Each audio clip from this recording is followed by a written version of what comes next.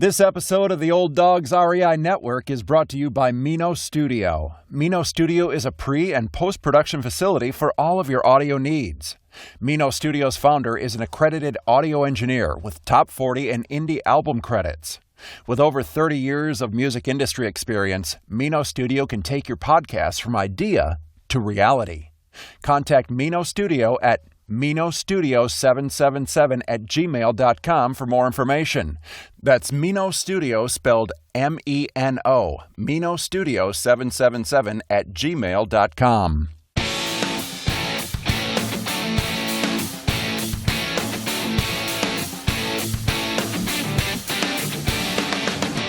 Welcome to the Old Dogs REI Network, where cash flow is king.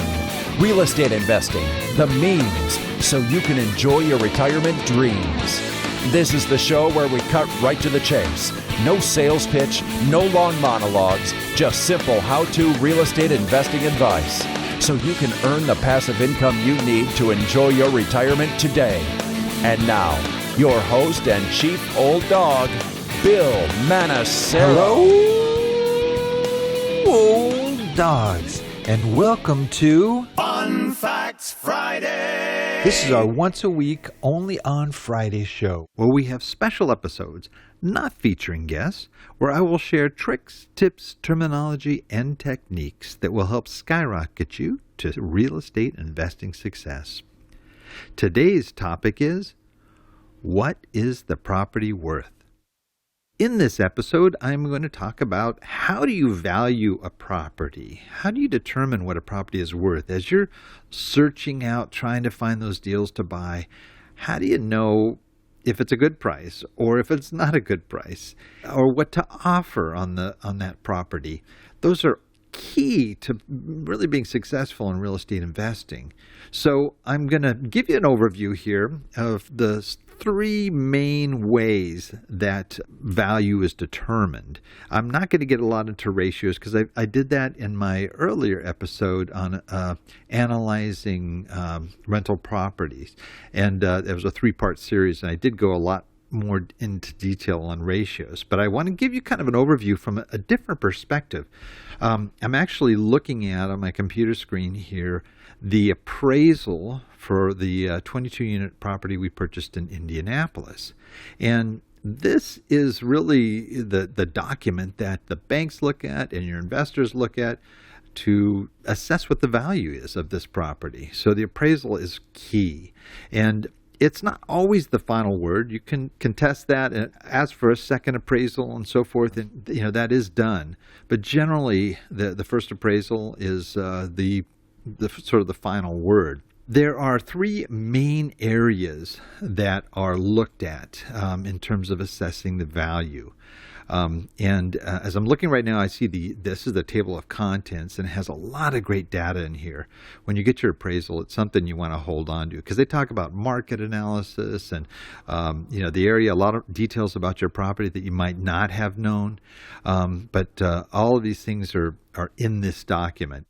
In this particular appraisal, there are three key areas that were assessed, and this is pretty traditional and this is pretty common. Cost approach, the sales comparison approach, and the income capitalization approach. The cost approach is very simply what's the actual value of this building and this land? And these are the factors that county assessors look at when they come up with how much to tax you on your property. So there's a land value. If there's no building on it, what's the land value looking in comparison to other properties there and what they've sold for you? They come up with the land value. Then they look at the building itself, the structure, and look at what would it take to replace that.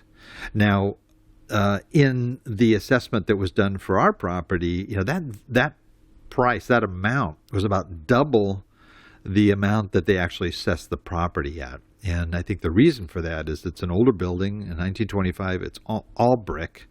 And to actually have a new building made out of brick, it would be very expensive. And I think it was even low. I think they assessed it somewhere around $750 or something like that. I would say that that's low because there's just amazing brickwork throughout if you really did try to duplicate the building. But that's the cost approach. And it doesn't factor a lot into what the building's priced at, but it is a factor that's included in the appraisal.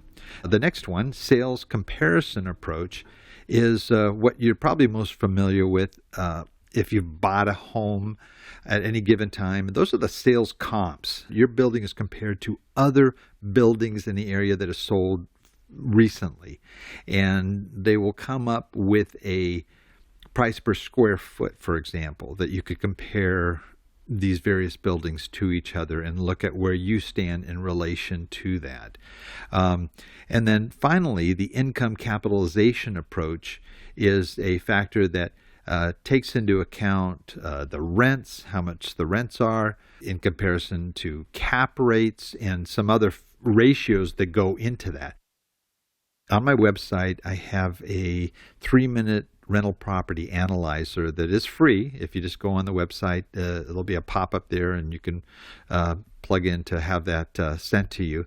It's basically an Excel spreadsheet, but one of the factors on it is the value of the property. And again, I use this income capitalization approach for the value cell that's there. So when you're looking at properties, a lot of properties at one time, and this is just a quick analysis, but you can get a ballpark idea of the value of the property. So if you're looking at something that's priced for $1 million, but that little cell says it's maybe worth $1.5 million, then you can just, look a little bit deeper to see if that number is really close to where it's supposed to be. But you have to look at all of these together, the sales comparison and the income capitalization, in conjunction with each other to really come up with a good idea of value. And there are a number of factors that go into that and that the appraiser uses to determine those things. It's really important that we take the time to learn what an appraisal looks like. If you can get a hold of an appraisal, that would be great. And you could actually go through it and get an idea of the details and how they calculate. They even come up with the cap rate for the area and use that in the assessment of the income capitalization. So there are some good data that's available there.